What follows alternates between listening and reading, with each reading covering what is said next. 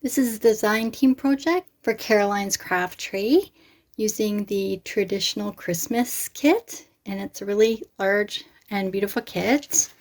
I'll just show you what my original idea is. I found these little cards from Michael's by Recollections, die cut cards and envelopes, and I thought they were just die cuts, but they come with envelopes too. So I've just show you a little bit of the things from the kit that I'll be using. These postcards and these envelopes. So pretty. And here's some tags that I've just made up already. I use just a card blank, just 110-pound cardstock. I like my tags to be quite stiff so that they'll slide in and out of pockets quite easily. And so I've already done a little bit of spattering, and how I do that is I take this mini mister that I got with my ink pad, and I put a little water in there and a little bit of this Distress Oxide ink, a few drops of that, and then I just carefully spray it. And when I say careful, I mean make sure you've got something, a piece of paper or something all around so you don't spray your walls or whatever. So I think the paint spatters just add a little something to it. And I've got just a couple of cutouts. These are the labels and this cute little girls here. I'll use those. And I took some of the pages and ripped out some of the that I'd use for this back paper. I just kept the edging around. That's part of the kit. Made some of these little clusters. I do have a tutorial on making these little ribbon and lace clusters with some thread and some buttons and a little bit of fabric that matches the project. And Caroline had sent me one of her Christmas bundles, so here's a few things. I have a flip through of all the things that she sent me, and I'll link that. So I'm going to use some of those things, so thank you, Caroline. It's coming in very handy. I thought it'd be fun to make a little window, you know, in the house shape, and so I've cut out a square there of the base, and I want to cut out the exact same square, so I'm going to put this wrong side onto the right side of the base, and I'll just take a pen and trace that window out so it'll be exactly the same, and keep the cutout because I think I'd like to make like a little chimney here or something. Something fun. I have just a piece of acetate, and I'm just going to sew that onto the back there, and then put this on, and you'll be able to see whatever's in the back there. So I will put a pretty piece of paper on the back here, or if you're going to add a tag here, you could just put the tag in and out, but just be mindful that you will be able to see the back there. So here's my front cover, and what I did was I glued this section of pretty paper and this little image onto this back inside. I sewed around a piece of acetate, so that's in between these two layers, and I sewed around in 2 rows. I'm also going to add this little cluster to the top, and I made this cute little chimney, as it were, like this, and then it'll go like that, and I put an eyelet in it. This is made by putting 2 pieces of cardstock together and then sewing a little pattern on there, and then I glued the top half of this together, the 2 pieces. I was just watching a video as inspiration for this different kind of book binding technique that uses paper only. So I wanted to try it on this project. And so for every page, quote unquote, that I'm going to have in this project, I'm going to take a template, and this is about 2 inches apart, and whatever size is, it's up to you. And I'm just going to line this up in the middle. And so I'm just going to mark where I want the bottom to start. And that is going to be right here. So the bottom of this page, as it were.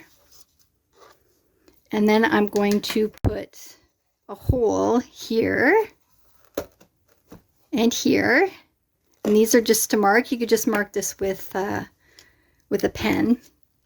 And I'm going to cut this little section here. I'm just going to make a slit down there from that to that. And so for each page, I'm going to do this same thing using the template. I'm going to put a little hole here and here, and then make a slit from hole to hole. Okay, so I have my slit that I've cut on the folded side here. And I've just taken a piece of double-sided cardstock in a matching color. And I've just, this first side has to stick out a bit. So I've made that fold there. And the next fold I'm going to make will stay inside the, inside whatever I'm attaching. And then I'll make that next fold the same. And we'll just keep going.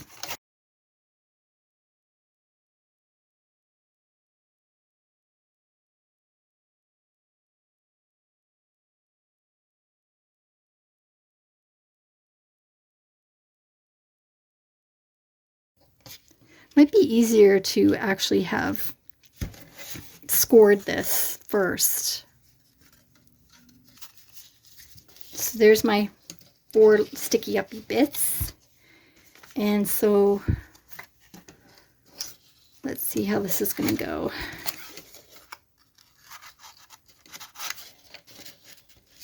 There's one page attached. And this is an envelope. And I haven't closed it off yet, glued it up yet, because I want to get into this section here. All right, there's 2.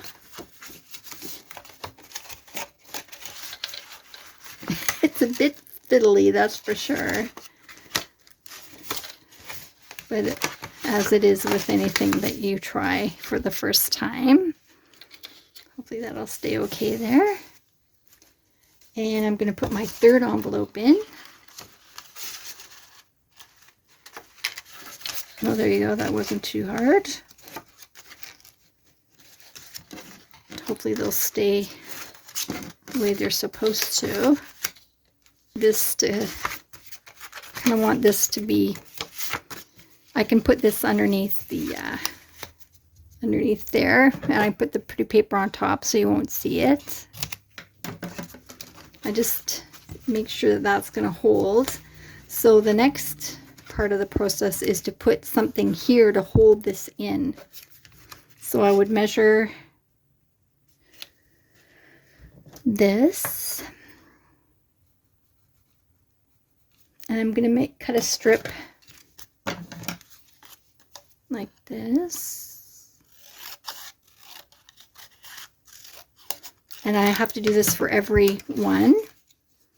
So you just put it in between these two, in between the fold here. And so for every one, I'm going to put this in between the fold. Okay, and then that goes in like that. And I'm going to do that for every one. And then we can glue these strips down, and that's the support.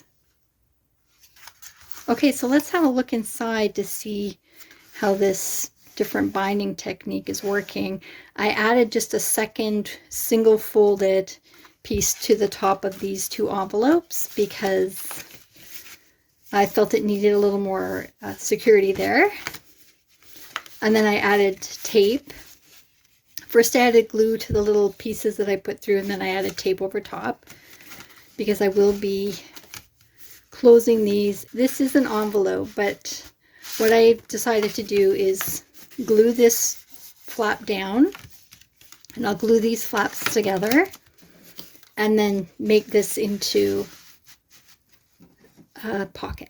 What I thought as well was, because you can see this from the front, on one of the envelopes they had this really cool image of kind of a house and, you know, a carriage with the horses, and I thought that's perfect because it's sort of representing a house, and then it kind of has this house in the background. So I've made a ruffle, and I thought because this side of the envelope you can see from the front, that I would add this ruffle like this, so you just see it sticking out a little bit at the side there.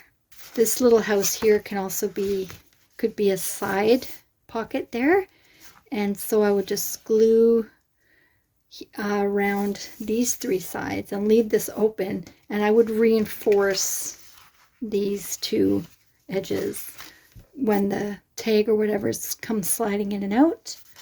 Made this little pocket, and this is just by taking a square of paper, cardstock, and folding in half, and then I'm just added a little fabric ruffle on there, some music paper, and a little fussy cut, so that could be for there. And this is 2 postcards together, back to back, and I thought I could put that in there. This has some little fussy cuts from the kid, and just a little embellishment there with some lace and some little beads. Okay, let's make some fun dangles and stuff to go with the project. I made this little dangle from scraps of paper from the project, and I had this cut out, so I just put the scraps over it, and I just put down some glue, and then with my fingers I just spread the glue around to make kind of a little bit of a finish on it. Nothing fancy. Okay, and so I want to add some fibers to the front. It's kind of what I've been doing recently to make it look like kind of like that. And the order you put the fibers in kind of is important in my opinion, just because I want some of the color, but I don't want too much. So how you stack these up is going to make a difference, of course. And I just find this easier to do with needle and thread. Okay, so that's good. And I'm just going to bring my needle and thread up through the center, all the layers there. And I'm starting with the thread of the tail of the thread on the bottom there.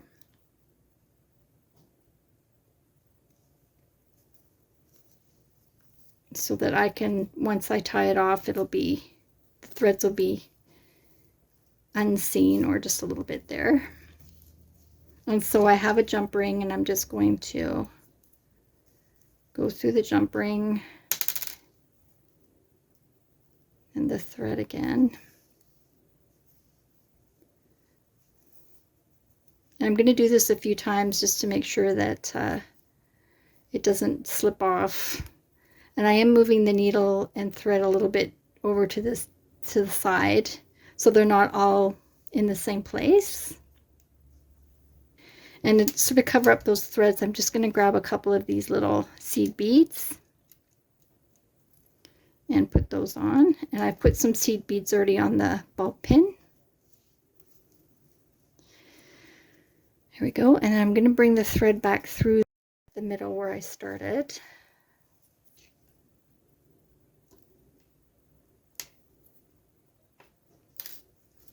Okay, and you can leave those threads long or short. It's totally up to you. Keep the thread. I use them to make these little clusters. It's one of the kind of features of the cluster there.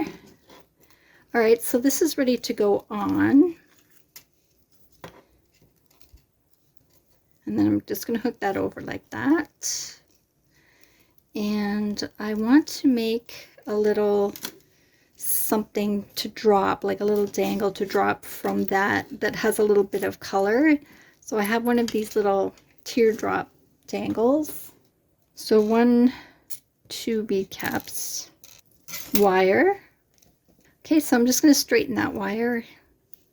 On one end I'm going to make a loop,